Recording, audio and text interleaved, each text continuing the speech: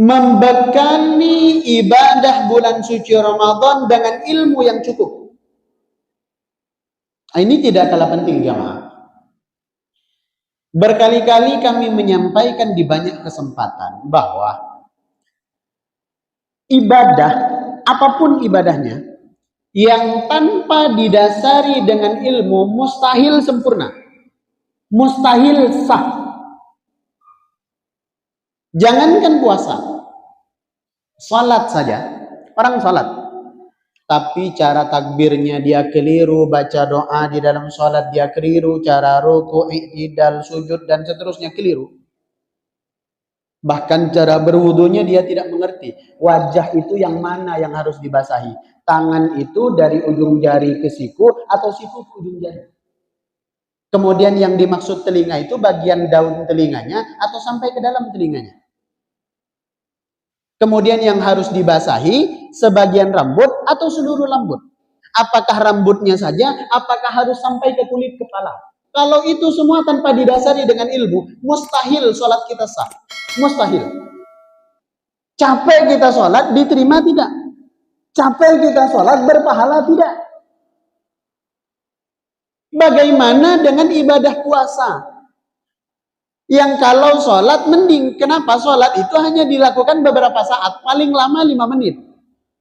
Kalau sekali sholat lebih dari 10 menit, Pak Imam kena komplain. Biasanya begitu.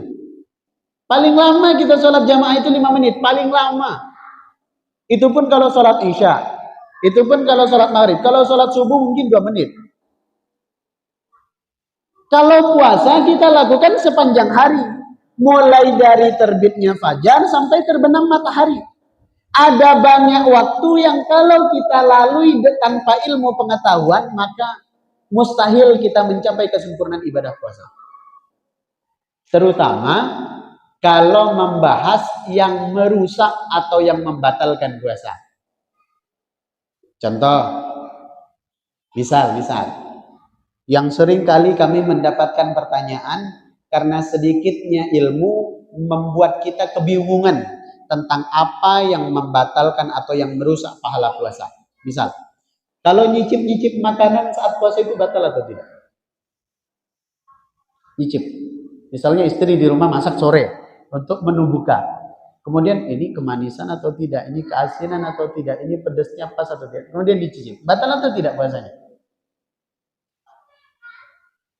Soal itu kita masih bingung. Belum lagi soal yang kekinian. Sekarang kan vaksin, meskipun sudah nggak diwajibkan lagi. Kemudian kita mau vaksin misalnya. Vaksin itu membatalkan puasa atau tidak? Butuh ilmu. Lagi, ketika imsak, kan di kalender puasa kita kan selalu ada bukan hanya waktu maghrib, isya, subuh, zuhur, asar, tapi ada satu waktu lagi, yaitu imsak. Imsak itu boleh makan atau tidak? Itu hanya sedikit contoh yang menggambarkan betapa banyak hal yang harus kita ketahui dan kita pelajari. Jangan sampai ibadah puasa yang sudah susah payah kita kerjakan menjadi sia-sia karena kita nggak mengerti. Maka nggak heran kalau Rasulullah mewanti-wanti kita dengan sabdanya, dan ini sudah menjadi sangat familiar disampaikan oleh para ustadz, apalagi masuk bulan Ramadan. Kam min shaimin laisa lahu min siyamihi illal ju' wal 'atash. Betapa banyak orang yang berpuasa tapi tidak mendapat apa-apa dari puasa yang dikerjakan kecuali hanya lapar dan dahaga. Kenapa? Salah satu penyebab terbesarnya kata para ulama karena puasa tanpa didasari dengan ilmu. Kalau nelen ludah batal atau tidak puasanya? Itu kalau ludah. Bagaimana kalau dahak? Yang kalau kita flu, yang mohon maaf, ini contoh saja. Kalau flu itu gini ada dahaknya.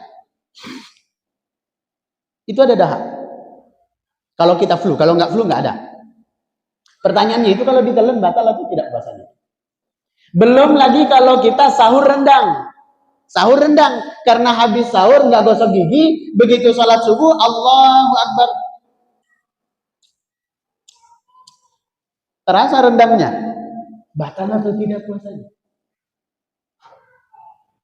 itu hal-hal sederhana yang sangat mungkin terjadi dan butuh ilmu yang cukup.